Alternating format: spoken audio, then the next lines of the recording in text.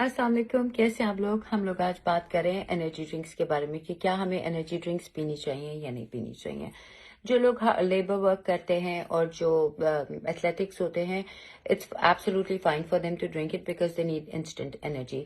बाकी सब लोगों को इतनी ज़्यादा ज़रूरत नहीं है। अगर हम एक कैन एनर्जी ड्रिंक को लें that has 75 to 85 milligrams of caffeine, और हमें which is synthetic caffeine which is not good, लेकिन हमें डेली हम कितना 300 से 400 मिलीग्राम कैफीन हम ले सकते हैं आसानी से, जो कि हमारा चाय कॉफी से आ जाता है। और एक एप्पल जो हमारा है वो एक कप कॉफी के जितना आपको कैफीन देता है, तो आप एप्पल का इस्तेमाल कर लीजिए। पावर बार्स होती हैं, एनर्जी बार्स होती हैं, आप वो इस्तेमाल कर लीजिए। दोज आर फिर भी बेटर देन सिंथेटिक कैफीन जो कि इन बॉटल्स में, इन कैन्स में होती है। इनके बहुत सारे नुकसानात ये हैं कि सबसे पहले कि ये जो मैं आपको थोड़ा सा बता देती हूँ इसके साइंटिफिक वे, कि ये जो आपके जब आप इसको पीते हैं तो ये न्यूरो ट्रांसमीटर्स जो हमारे बॉडी हमारे ब्रेन में होते हैं, ये उनको ब्लॉक कर देता है, जिसको हम सेरोटोनिन एंड मेलाटोनिन बोलते हैं। और ये जब सेरोटोनिन एंड मेलाटोनिन जब रिलीज होते हैं आम हालात में उन लोगों के लिए जो कि नहीं ड्रिंक पीते, तो they make you feel good, you're happy, you're have the energy and everything. और ये जाके सेरोटोनिन मेलाटोनिन को ब्लॉक कर देते हैं। जब ये ब्लॉक कर देते हैं तो आपको अंदर एंजाइटी होती है, आपके अंदर डिप्रेशन होता है, आपको नींद नहीं आती।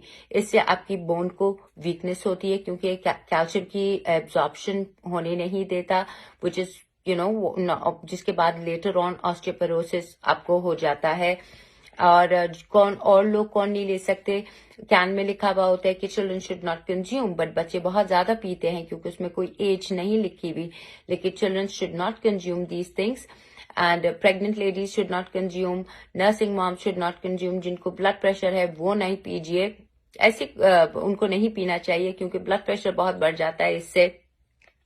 थोड़ी बहुत कैफीन चाय कॉफी वाली ठीक है, लेकिन ये तो बिल्कुल ठीक नहीं होता कि because this is artificial, we don't need that and it has so much, it's a carbonated soda. You want to get the carbon dioxide out from your body, not to take it in. तो ही तो आप जब ये खाते हैं और इसकी वजह से आपको स्टमक के प्रॉब्लम्स होते हैं, आपको एसिडिटी का हो जाता है लेटर ऑन, और बोन वीकनेस हो जाती है। तो बेहतर यही है कि इस चीज का इस्तेमाल करने की जरूरत नहीं है।